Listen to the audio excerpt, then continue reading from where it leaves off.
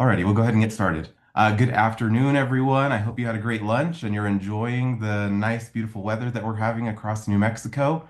Welcome to our Qualifying Broker Power Hour. It's a snippet, an hour of information that we provide to our QBs across the state.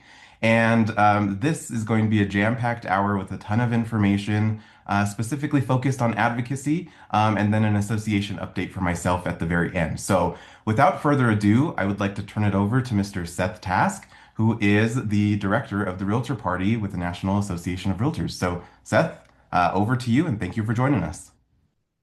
Thanks, David. I appreciate it. And hello, New Mexico from sunny Cleveland, Ohio. Nope, just kidding. It's not sunny and it's actually snowing. But that's supposed to end today. So we're very hopeful that does happen and we get a little bit warmer here in Cleveland. Um, Let me start. I know that you see NAR up there. I don't work for NAR. I'm a volunteer. So I'm the Realtor Party Director. What that means is that I oversee the Realtor Party travel team that goes around the country and speaks to our members on behalf of uh, the association and talking about all the great work we're doing in advocacy. So. I am just like you. I'm a partner with a Berkshire Hathaway franchise here in Northeast Ohio. In fact, we're all throughout the state. I'm a team leader. I sell both residential and commercial real estate. Probably about, I think last year was 102 transactions. So, um, even though it sounds like I'm from NAR, I'm just like you. I sell real estate every day. What first off, what is the Realtor Party, right? So, if you don't know what that is, the Realtor Party is basically, you know, our as realtors, it's our advocacy arm, right? We're not red, we're not blue. We like to call ourselves we're the purple party. I don't want to say we're bipartisan, we're nonpartisan. When we talk about contributions of political action dollars, normally that's 50-50, 49-51. It really just depends because, frankly speaking, if we don't have a seat at the table, we're on the menu. We are always making sure that housing is not a partisan issue. And we'll talk a little bit later about, how that is and why that works for us, why it shouldn't be a partisan issue. But we're always advocating on the best interest of real estate and property rights throughout the country. So we'll go over to the next slide there. That's me. There I am. I'm a CRS. I have a green designation. Matter of fact, green was the first designation I got. Um, at Home with Diversity and C2EX. And again, I'm with Berkshire Hathaway Home Services Professional Realty in Cleveland, Ohio. We'll go to the next slide. So we're about 1.4, 1.5 million members. It's 1.4 something. We might get back to 1.5 before the end of the year, but this is the largest trade association in the country. That's what you're part of as being a realtor, and it's really important that membership is so large because it's not just about the political dollars and the advocacy strength that we have nationally and at the state level, like New Mexico Realtors does, and on your local associations. We have that three-way agreement where we're all supporting each other and all of our advocacy issues, local, state, national. But we've got members, so we've got boots on the ground. We have ears in every community in the entire country, and that's extremely important when we're able to tell our federal um, legislators about stories on the ground locally in their markets. We'll go to the next one. So, what does realtor advocacy do for you as a broker, as a salesperson, as a realtor? Well, lots of things over the course of several years. I mean, improved access to accessibility to FHA loans. In fact, I was the chair of the Federal Financing and Housing Policy Committee in 2015. That's FHA, VA, USDA, and HUD. I could tell you that we worked on things that year that led to a bill called HR 3700 that brought us spot approvals back for FHA condo financing. I don't know if you know what I'm talking about, but that went away for a while, and we advocated on behalf of that, got something legislatively approved strictly on our advocacy. Secondary commercial mortgage market establishment. We work, tirelessly on making sure that there's access to credit so that we can continually help our buyers. Securement of first-time homebuyer tax credit. That's happening, in lots of areas around the country. As a matter of fact, in Ohio, we actually have first homebuyer savings accounts that we just passed. And I'm thinking now, I think it's up to 11 states have legislation that we've advocated. And the Realtors, the National Association has helped advocate and fund some of those efforts on the local and state basis. Preventing banks uh, uh, being part of the real estate business. I mean, that was a huge one a while back, if you remember that. Fighting against misguided rent control measures. We just helped. In fact, in Ohio, we've outlawed rent control as it's a state law now. Rent control is illegal in Ohio, and we are contributing, tens of thousands of dollars, hundreds of thousands of dollars of our advocacy money across the country, helping to curb rent control. It's one of those things where on paper, sounds great, but in application, it's just community killer. And we do that, we fund the research that proves these things. We don't believe these things are bad just because we say they're bad. We do the research. We hire third parties to do that research and find out whether or not something is good or bad for the market. Defending mortgage interest deduction, which we've done. And frankly speaking, we lost a little bit of the battle on that race, sort of in that in the last tax bill, but now we just won a big part of that back. Where one of the things that happened last year, you'll see probably in the next slide, is that we quadrupled the state and local income tax deduction from 10,000 to 40,000, and just that one move now makes mortgage interest deduction something that actually comes more into play with a lot more, a lot more homeowners now, because now maybe itemizing is something that is a better tax benefit for them, since they can deduct up to $40,000 instead of $10,000 for SALT tax. Let's go to the next. So the past few years of advocacy, a lot of things. I mean, ad nauseum, you can hear it. I don't know how much this affects New Mexico. You guys would probably be able to tell me better, but National Flood Insurance Program. I mean, we are constantly fighting for NFIP. In fact, I served on the insurance committee the last 2 years, and the head of FEMA came in and said, "Listen, if you don't think flooding affects you, if it rains, it floods." And it rains everywhere. In fact, the state of North Carolina, you may remember recently, they just had huge floods, horrible, horrible situations in the mountains of North Carolina, way up above sea level. Had huge, huge flooding. They never thought they'd ever have flooding issues there. So flooding is something that happens everywhere. We're always fighting to protect that program. Realtor advocacy supported a legal battle on the CDC eviction moratorium. Those of you who are maybe property owners, we really needed that kind of support. I own property. I know a lot of realtors even own property. You probably represent a lot of investors. That was a huge win for us. Sustained real estate industry through COVID-19 pandemic. I mean, for the first time ever, independent contractors were able to apply for unemployment. I mean, that really helped out a lot of people during COVID.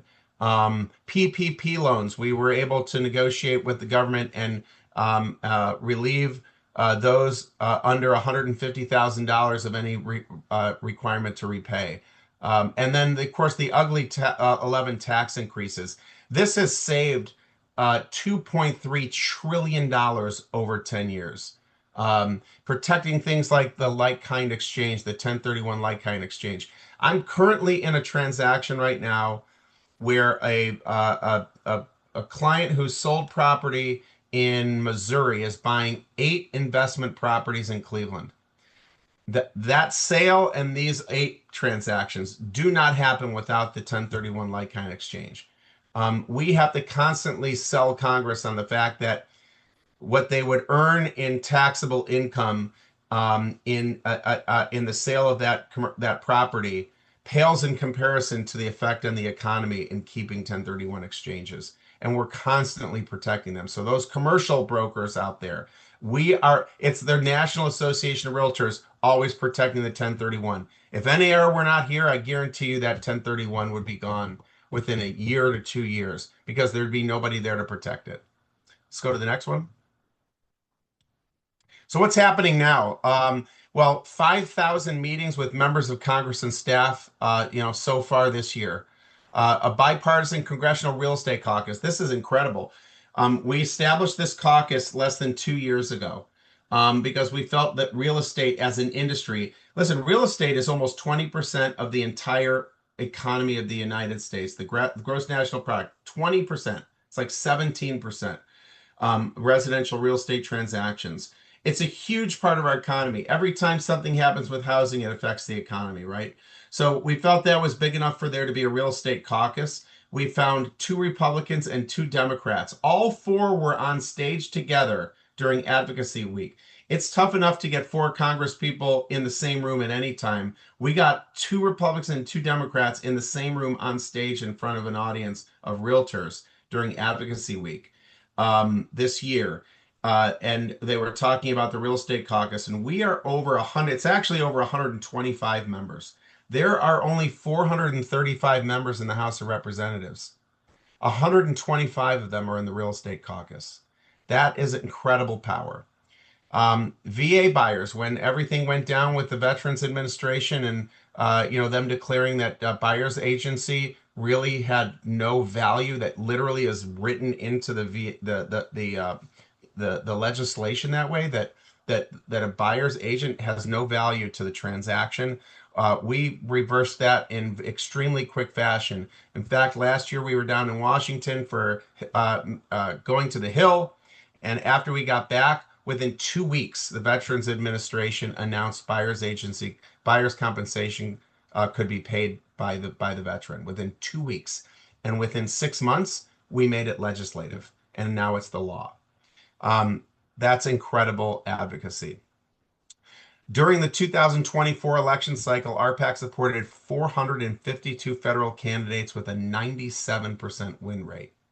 That's an incredible win rate. And then opportunity races, we supported 153 candidates. And by the way, those are close races. When we get in an opportunity race, that means that the race could go one way or the other.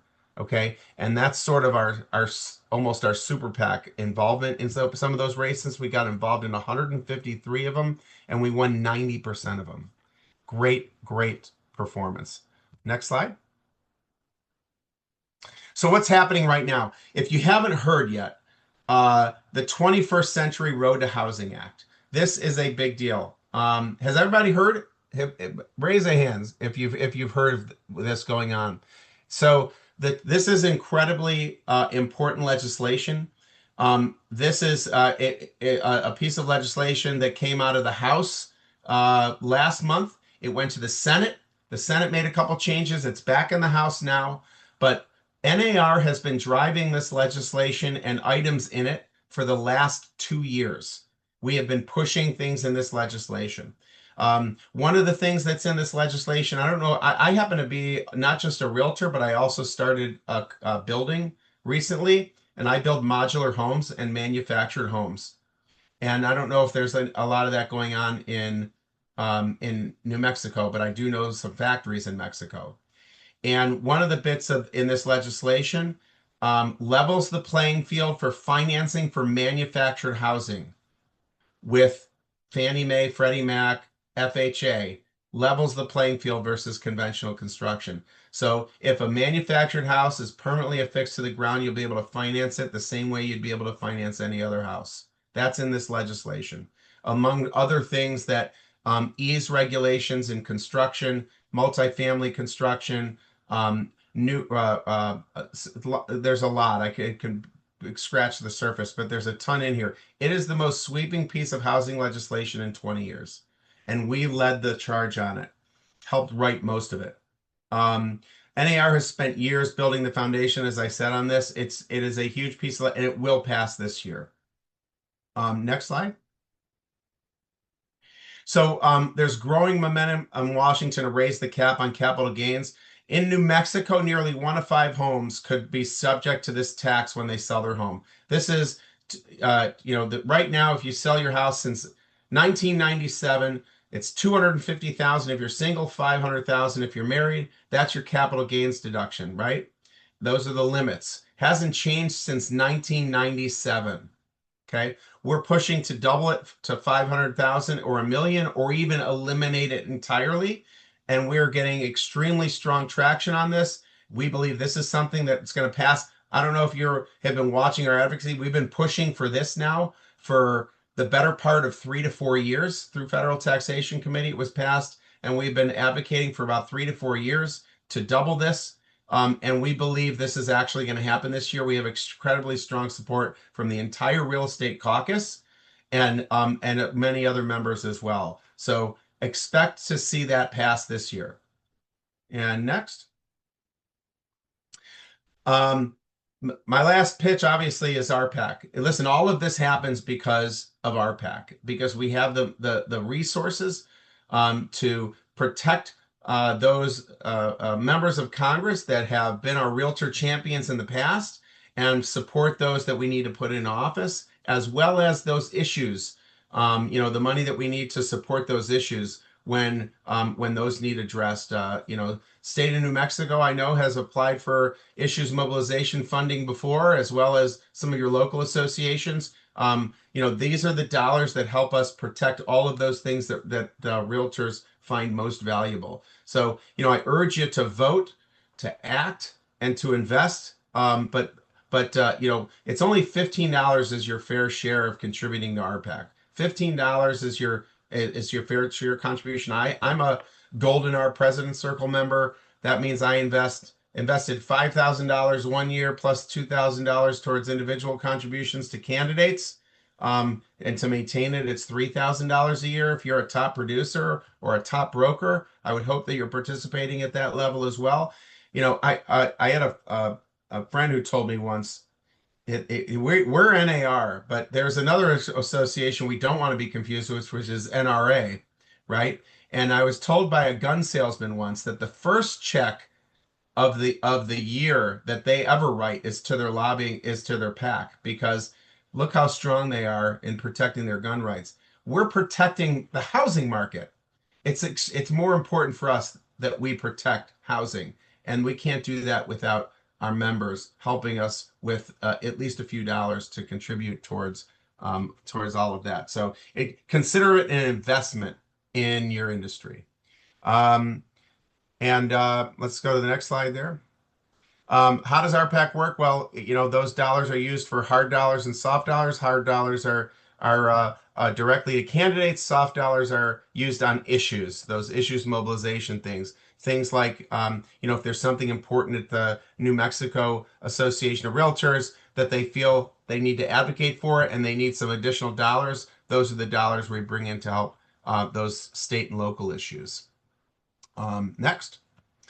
And again, it's nonpartisan. So during any election cycle, RPAC contributions are evenly split, as I said, between the parties. Candidates are selected based on who supports our issues. That's it. I mean, and I know a lot of times people might say, well, I don't like that candidate. He voted on this one thing. We can't be all things to all people. We are strictly real estate. If somebody is 70% or more on our issues, that's somebody that's important to us. So we want to make sure that we keep them in office if we can, as long as that door is always open. We need them to always listen to us so that we can give them the information they need to make concrete, educated decisions based on the interest of the industry. Disbursements are driven locally. If there are senators or House of Representative members in New Mexico, it's New Mexico that's telling us who they like. Same thing locally. I don't know if any of you serve on your local RPAC trustees committees or state trustees committees, but you can participate in that process. So, reach out to your local or state association if that's something that interests you. But a majority of our PAC funds remain at the state and local level. 70% of all the dollars we raise come back to the local and state. Next. So how do you get involved? You vote, you act, you invest. You can go to realtorparty.realtor and you can look at all the great programs that we have. We have amazing grants, placemaking grants. So if you're trying to build a park in your local community, there's grants available for things like this. Smart growth grants, if you're looking to do something with new construction or energy efficiency. There's fair housing grants. There's all different kinds of grants available. I urge you to check with your local and state association, and you can go to realtorparty.realtor to check those out. Feel free to scan that QR code there if you want to make a donation, but also text the word realtor to 30644. If you haven't done that yet, I highly recommend it because what that will do is that will get you updates on a lot of advocacy things that are happening, especially when there's something extremely important where we need all of our members to contact their member of Congress if it's something incredibly important for all of us as a powerhouse of 1.5 million members to support. Next. And then subscribe to the advocacy scoop if you haven't yet. I mean, Shannon McGann, I don't know if you know if you've ever listened to Shannon or heard of her. Shannon McGann is our vice president of advocacy, senior vice president of advocacy. She was most recently named one of the 100 most powerful women in Washington. Brilliant woman. I will, anytime I'm around her, she takes a phone call. It's somebody ridiculously important. She is connected as anyone I've ever met in Washington, and is brilliant when it comes to knowing how to get something through where it's got to go. Patrick is sort of her right arm, especially when it comes to communications, and they have an amazing advocacy scoop, which is a podcast, and I highly suggest you subscribe to it. They don't do a ton of them. It's like one a month, maybe every couple of weeks. It's great to listen to get an update on what's going on in NAR. Next. And then the pro property platform. If you want to contribute to a candidate that might not be on our regular list of candidates from national candidates for President's Circle, you can still contribute. And if that candidate is not on the pro property platform, you can nominate them to be put on there. And why is this so important? Well, because if you donate through our platform, then we are showing that member of Congress that the real estate industry is what is supporting them. And that's extremely powerful. Like, we already give $54 million ish a year to different candidates and issues and whatnot. But this helps to increase that, and it shows them where that money's coming from. And again, it just increases our ability to have that seat at the table, them knowing, what's getting them the money that they need to maintain their space in office. Next. And that's it. So, well, thank you for having me. I hope I did that fast enough. I did it as fast as I could. So I know you guys have a jam-packed schedule. Thanks to New Mexico to invite me here, and I hope that was educational. That was perfect, Seth. Thank you so much for joining us today and sharing all the amazing things that we're doing for advocacy at NAR, and that it translates, back to the state and to our local associations. So thanks again for joining us. And with that, we'll move on to our next presenter, which is Garret Moseley, our Director of Government Affairs for NMAR. Garret? Good afternoon, everybody. David, Ari, can you see my screen okay? Okay, perfect. For those I have not had the pleasure of meeting, as David mentioned, my name is Garret Moseley, and I'm the Government Affairs Director at NMAR. With you today to give you a legislative update on all things real estate in large actions that were taken at this past year's legislative session. So we'll go ahead and jump right in. First, I wanted to briefly speak about the State Political Coordinator Program. This is a program that we have at NMAR, which basically connects legislators to local realtors that reside within their district. This is a very critical program. There's 112 legislators in New Mexico, so having a realtor to be an extra point of contact, help keep that legislator engaged on our issues. The SPC is the main contact and many times of updating the legislator on key issues that are happening and responding to call to actions, which is when there's a really big bill being heard at the legislature, we will have a call to action. If you're interested in the SPC program, I'll drop my email into the chat and please just shoot over an email and I can provide you more information. Okay, so just to do some context setting here, uh, the Legislative Committee is a very critical committee when it comes to advocacy, particularly with the legislative session. So, what does the Legislative Committee do? So, during the legislative session, myself and our lobbyist will look at all of the bills that have been introduced and identify the ones that are going to have an effect on the real estate industry. We will then meet with the legislative committee once a week and go over those bills. And the committee will vote whether to support, oppose, or monitor the legislation. And then in some cases, they may say, well, we like but don't love this bill. If you could talk to the sponsoring legislator and if they could tweak this part of the bill, then we would support it. So sometimes we get feedback from the legislative committee and then go lobby on behalf of the legislative committee's recommendations. Really quickly, there are uh, we are doing applications for the legislative committee, so I'm gonna drop in a link into the chat if you would like to apply for the legislative committee, or if you know someone you think would be interested, I highly encourage you to forward this link over to them. Let's see. Oop. All right.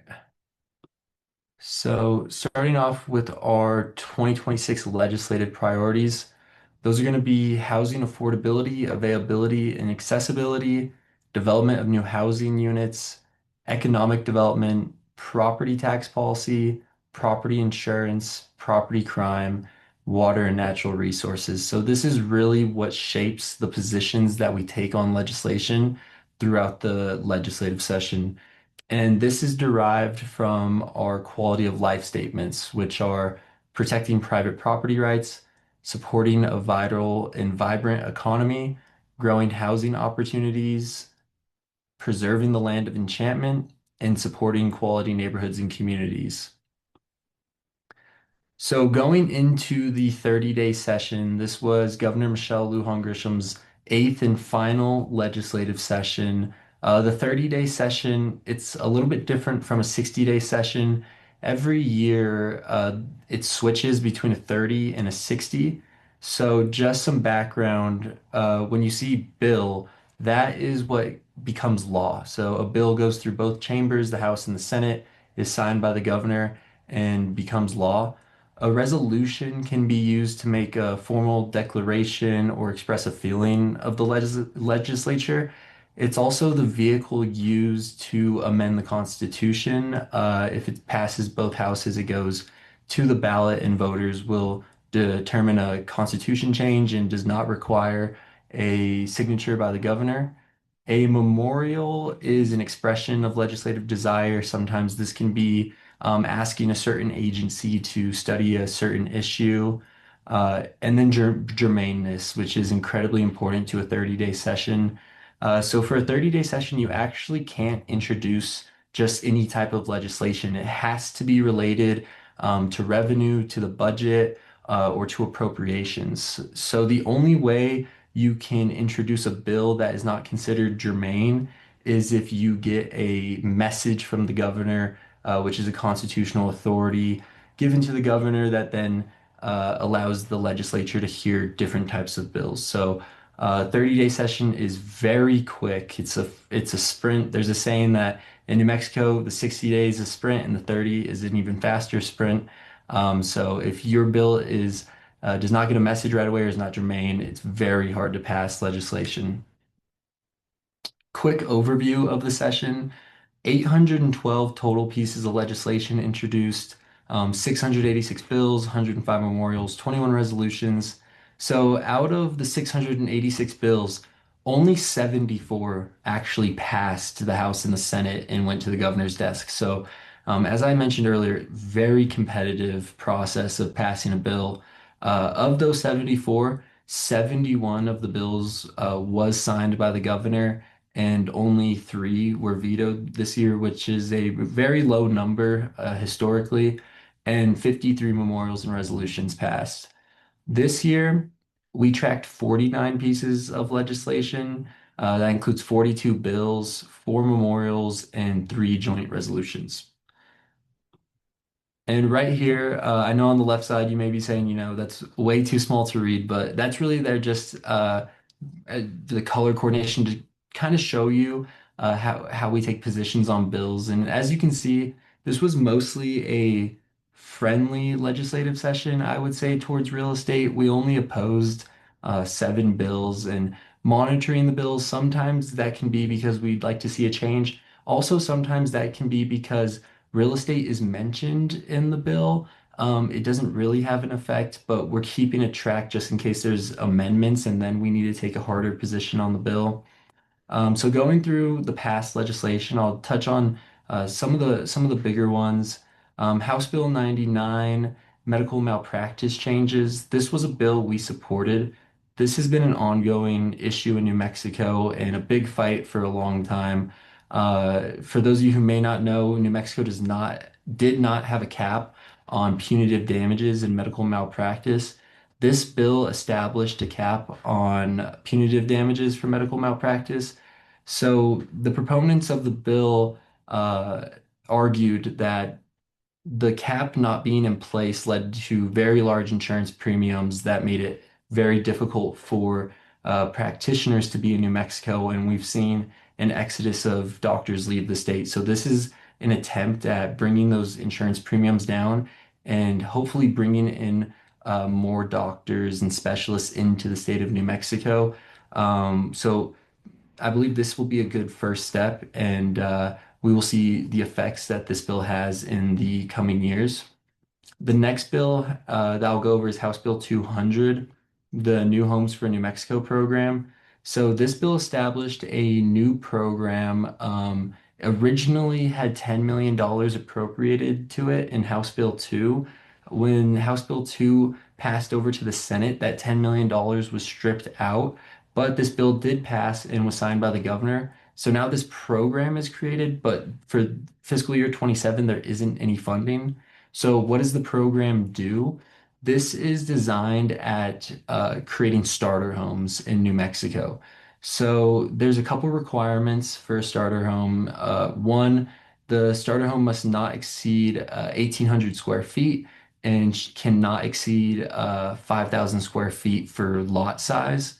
So basically, how this program would work is if you're a builder, you can send a proposal for your starter home house that you're going to build to be eligible for when the buyer of a prospective buyer can then apply for a $50,000 zero interest loan for a down payment. So if you're the builder, you have to apply for your house that you're going to build to be eligible. And then once you are a buyer, you apply for that $50,000 zero interest loan. And for the buyer, you have to earn a current annual income below 120% of the area median income in the county in which you reside. So I hope that makes sense. So looking forward, this would be a program that we really hope receives some funding because it does a good job at incentivizing the supply and the demand. House Bill 285, disabled veteran property tax changes. This was a little bit of a catch-up cleanup for some administrative procedure for the disabled veteran property tax, mainly just making it a little bit more seamless to claim the property tax exemption. Next one's Senate Bill 58, extending the property tax exemption period. So in a metropolitan redevelopment district, which is defined as an area with a slum or blight, if you build an eligible property in the Metropolitan Redevelopment District, then you receive a 7-year property tax exemption. This bill extended the 7-year property tax exemption to 14 years, so it doubled it. This was signed, this became law, and is expected to help spur more development in those areas. Senate Bill 96 regulated childcare zoning requirements. So, as many of you may know, this administration has made very large investments in childcare. And what this bill did was basically say if you have a childcare center in a neighborhood, so in a house, you have to treat that property as you would any other residential property within the neighborhood. So you can't impose additional fees or taxes or anything like that on that property. House Memorial 54, Mobile Home Parks Utilities PRC Working Group.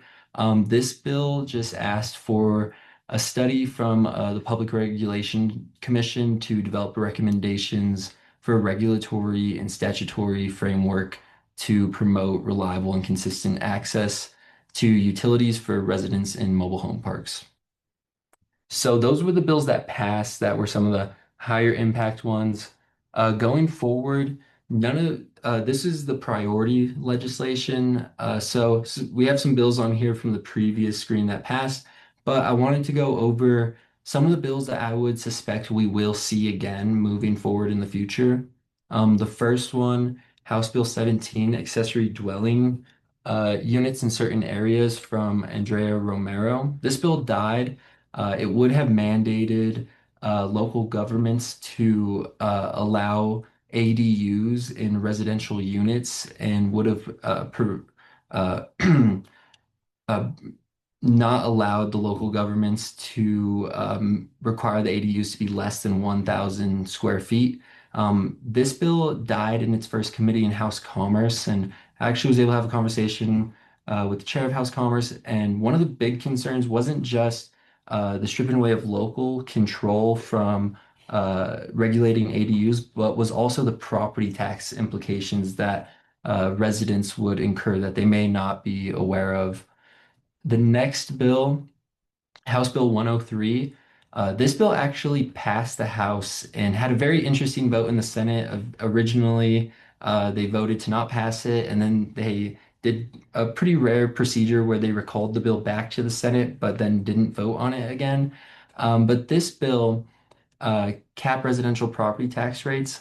So if you did a sweeping zoning change to an area, if there is a property there that was residential before that zoning change and stays residential in nature, then they maintain their property, the residential property tax uh, cap that you would have in just a regular residential neighborhood.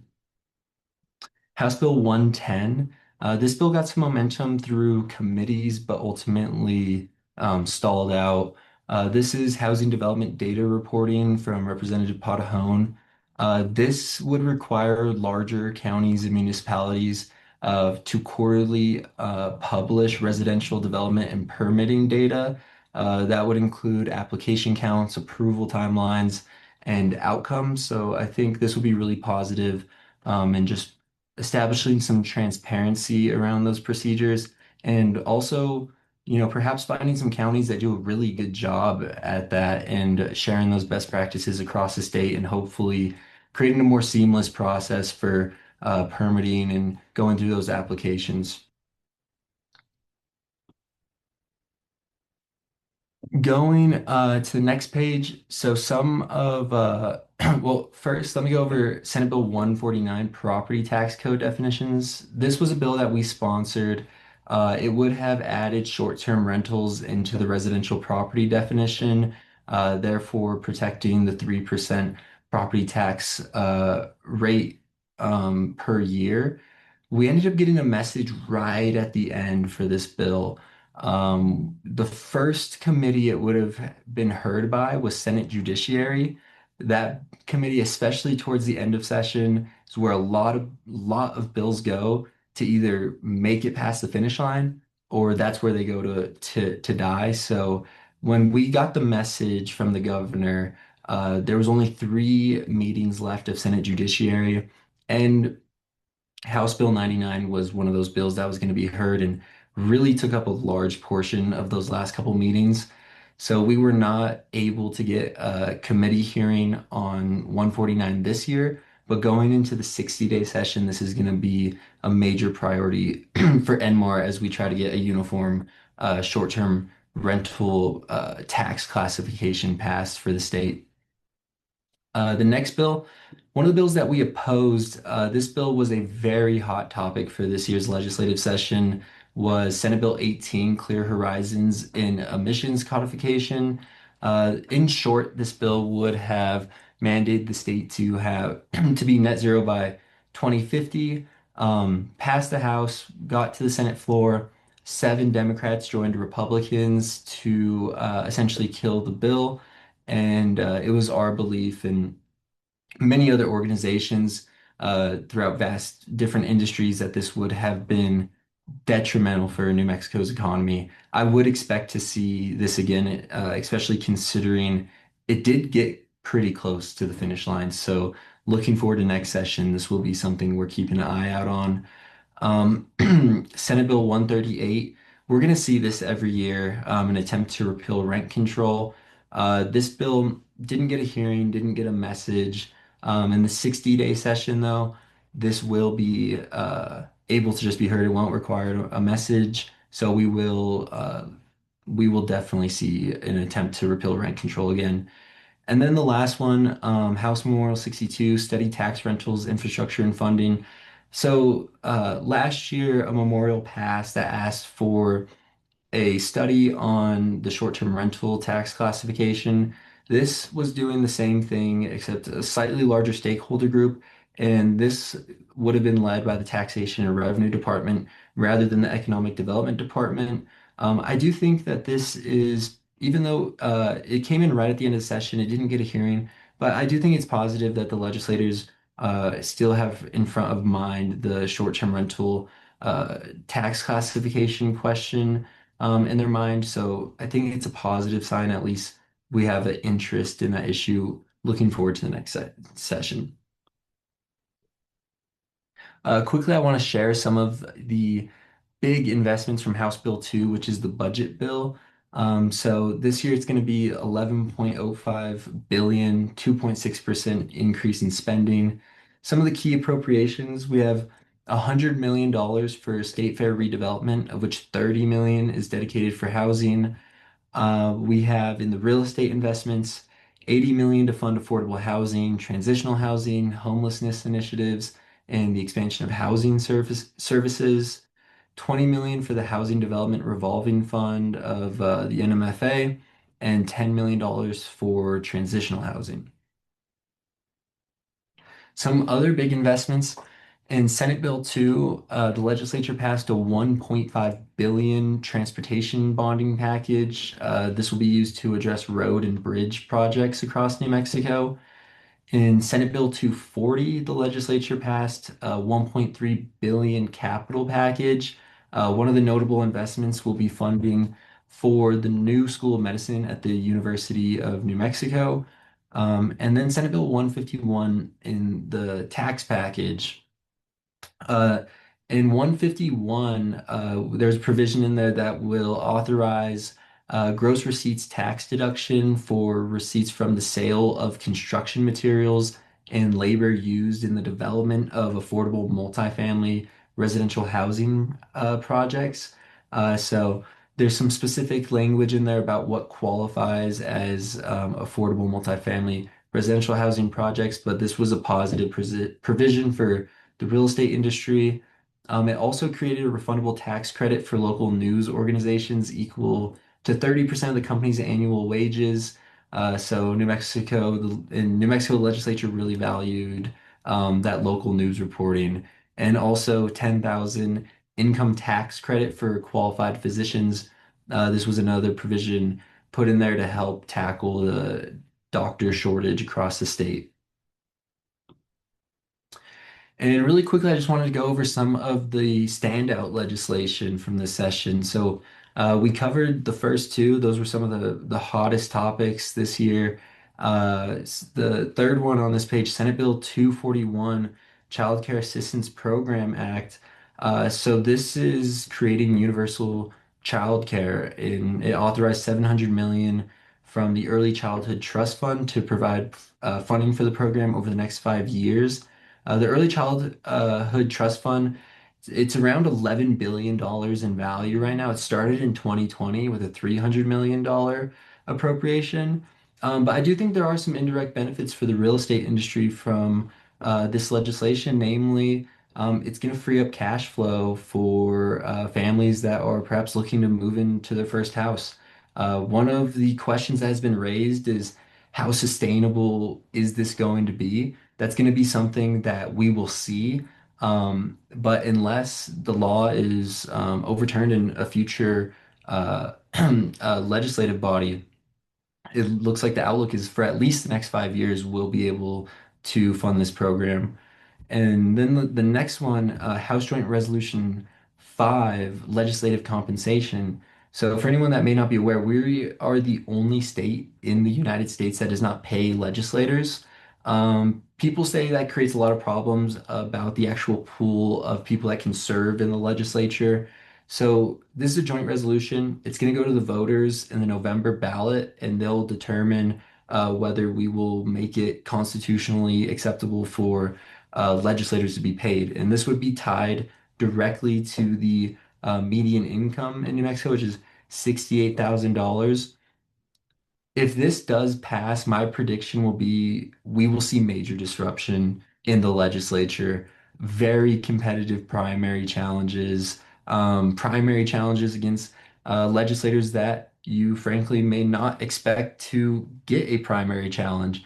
This would take place in 2029. So if it does pass, it is a little bit of a ways out. But for the proponents of the resolution, they say this will be transformative for the legislature. So this will be something big to keep an eye on. So what's next? The session ended February 19th. The deadline for action from the governor was March 11th. So as we saw earlier, we know what's signed, we know what's vetoed. And the governor has last indicated it's too early to tell if the special session will occur. I think there are some public safety measures the governor would like to see passed before her term was over. But by and large, a lot of those priorities that she wanted did get through this session. So we will see what's to come. And quickly also wanted to share our annual picture on the steps from the 2026 Realtor Day from on January 30th. On Realtor Day, we go around the roundhouse, we talk to legislators, we all have the scarves, so everyone knows the realtors are there. And we basically just make our presence known around the roundhouse that we're paying attention to what's happening at the session. We're very tapped into the issues we care about, and also that we're here to provide a hand in our industry expertise. Sometimes we will have legislators reach out and ask, what we think of a bill or how certain provisions may work out in the industry. So I think that's a really underrated part of our advocacy is having the industry expertise and being able to lend that to lawmakers as they make policy decisions.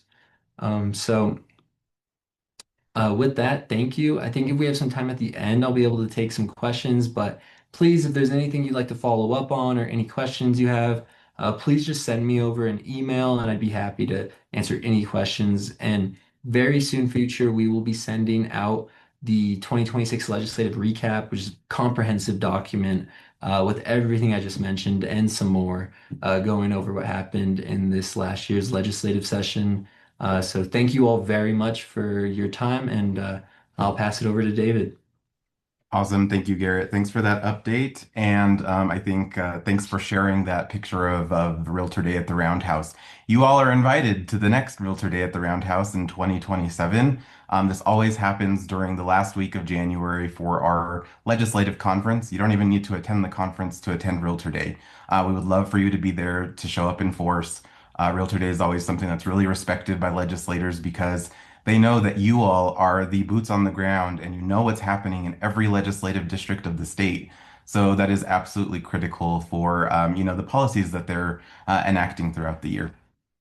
So with that, I will take us home. I have about 10 minutes, so I'll run through my slides pretty quickly and get us out of here on time. But I'm here to provide a little bit of an association update for you all. If you don't know me, my name is David Saavedra, and I am the CEO of the New Mexico Association of Realtors. I have been in the role since November. But before taking on the CEO role, I actually did the government affairs work for the association. So Garret was my replacement in that role. So was really excited to step into this role to be able to help lead the association to, our next chapter, and to be able to deliver for our membership now, but also think forward to our members who aren't members yet, to ensure that we have a strong association for members to join 10, 15, 20 years down the line. So I'm here to share a little bit about what's happening at NMAR. Ari, go ahead and go to the next slide.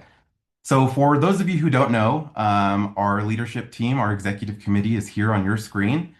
This year, we are led by Lois Surrey of Santa Fe, followed by Amparo Usry of Gallup, and then followed by Josh Price of Albuquerque. Our treasurer is Kent Simpson from Las Cruces, and Dan Coleman is our past president from Roswell. And then below on that bottom line, you'll see we have our district vice presidents representing all different parts of the state. So if you ever have anything that you need to communicate to us, always feel free to reach out to the association. But these individuals are our realtor members that are helping lead the association and acting in between our board of directors meetings. Go ahead, next slide, Art. So at the New Mexico Association of Realtors, we have 13 local associations across the state, 12 of them being true locals and one of them being a statewide overlay, Carnum, representing all commercial brokers across the state. And advocacy is at the forefront of all of the things that we're doing for the association and really providing, that expertise to policymakers across the state so that we live up to our true statement that we are the voice for real estate in New Mexico. We're representing about 7,500 realtor members all across the state. Again, living and doing business in every legislative district and knowing every single area of the state. So thank you to all of you for your membership, for being a part of our great organization, and for being a part of our local associations across the state. Again, there's a ton of power in numbers, and we are so strong when we are together, being the voice for real estate. Our mission, very quickly, is to provide our members with the tools and resources needed to enhance the consumer experience. We understand that you all are working with buyers and sellers every single day. You're working with prospective buyers and sellers every single day, to provide that expertise and to guide individuals in one of the most important transactions of their entire life. So we know that we have to meet the needs of that very important mission within the state for home ownership and property ownership in general. Next slide, please. I'm battling a little bit of a cold, so apologies for the voice. But at NMAR, we operate on a 3-year strategic plan, and we are currently in year 2 of the 3-year strategic plan, and we also operate in that way for our budget. So our strategic plan has some key priority areas, them being member engagement. So similar to what we're doing here today, really bringing together our QBs and providing information that's important that the association is working on. Leadership, ensuring that we have a pipeline of fantastic individuals to lead the organization, on the committee level, on the board of directors level, and to our executive committee level. Advocacy, of course, is a huge pillar for our organization, being one of the main driving points of who we are and what we do as an organization is to advocate not only for our membership, but to buyers and sellers and homeowners all across the state. There is no other organization like us advocating for homeowners. So that is something to be truly proud of. Organizational excellence, really thinking through how we operate as an organization and making sure that we're delivering for you all. And then professional development, ensuring that we're providing the opportunities for our members to go to the next level, whether that's earning a designation or taking that next CE class, but being prepared and being at that next level, of abiding by the Realtor Code of Ethics and being that expert above and beyond a traditional licensee. Next slide, please. And so, with that, we're operating on values. I won't go through all of these, but this is what we aspire to be every single day. We aspire to be authentic and relevant and respected and ethical and diverse, knowledgeable, professional, and transparent. We're working toward this every day. No, we're not perfect, but exactly that. We're continuing to operate and use these values to within our leadership and, within the way we're operating as an organization. Next slide, please. So, just wanted to share a little bit of NMAR governance because not everyone knows exactly how the realtor associations work. And so, first and foremost is our membership, the foundation of NMAR. Every single member who pays dues, and these are individuals who are realtor members, but also institute affiliates in good standings, belonging to a local board, the state association, and NAR. Paying dues and being able to benefit from all of the programs that we offer as the realtor associations. We have our board of directors, which is our highest governing authority of NMAR. The board sets the strategic direction, adopts policies and budgets, and oversees the organization's overall mission. Directors are appointed or elected through our local member boards to serve as state directors on the board of directors. And with that, there's a leadership body composed of our line officers and our district vice presidents, and the CEO, myself, as a non-voting member. And it's empowered to act on behalf of the board of directors between meetings. As a state organization, we meet twice a year, and there's a lot of business that has to happen in between. So the executive committee is authorized per our bylaws to make those decisions and act in between those board meetings. And then within the executive committee, they are authorized to hire a chief executive officer. And that chief executive officer is to be the administrative and operational leader of the association, to implement the board policies, to manage the staff, and to serve as the corporate secretary of the organization.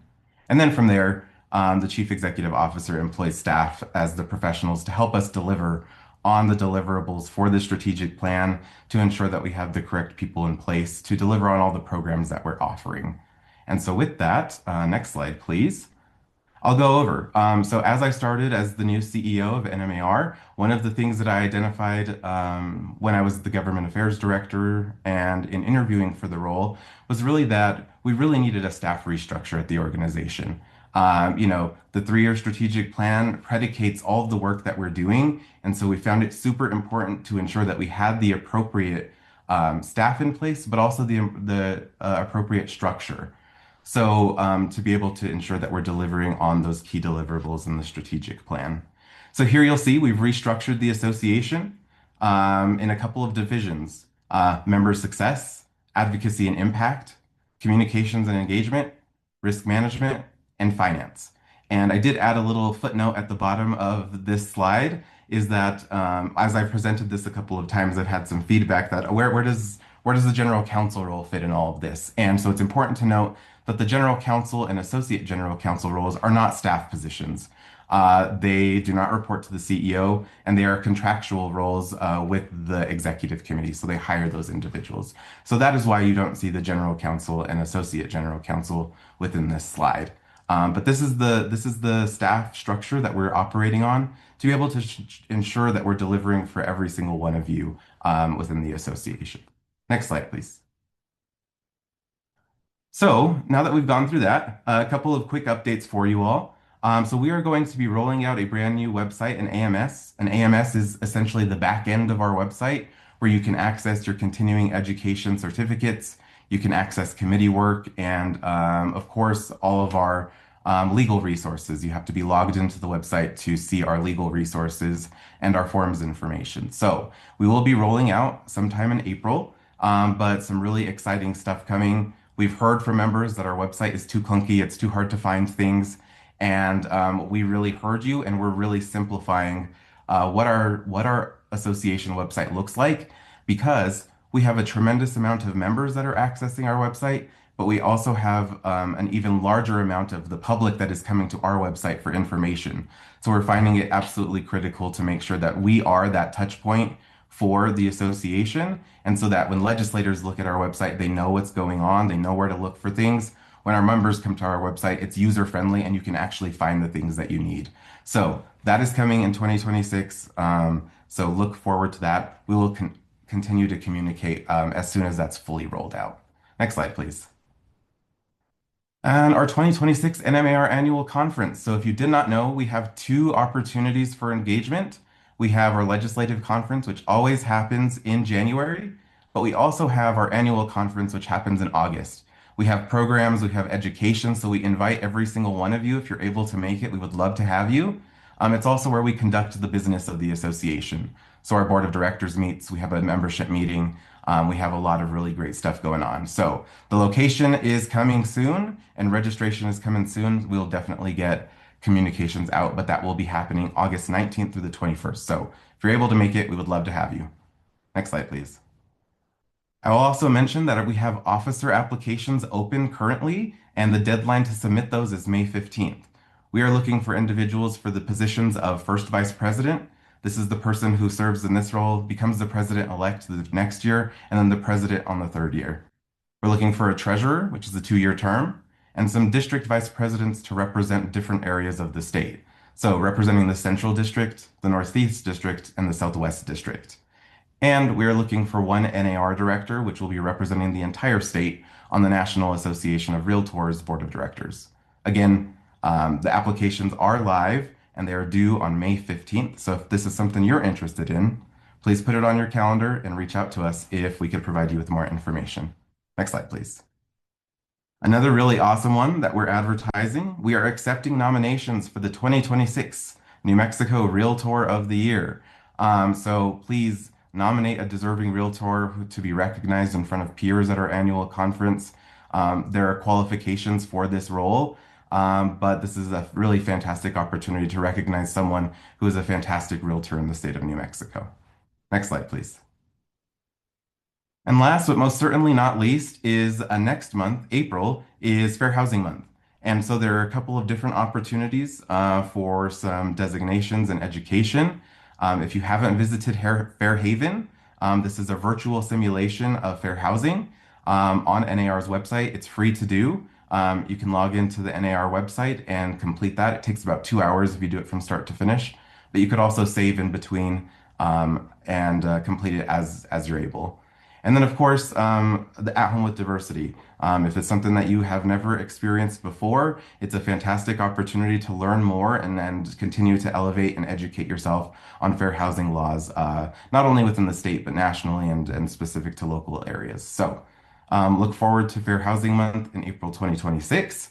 And I ran us over by about 3 minutes, but I want to thank you all for joining us today for our QB hour. I know it was a lot of information. A lot of focused on advocacy, of course, what we're doing at the national level and the state level, and I know our local associations are doing tremendous work to advocate for our members. But we really appreciate your time, and if you have any questions or have any information that you need, as always, please reach out. You can email us at NMAR NM or you can call us on our main line, 505-982-2442. So thank you, everyone, and have a fantastic day.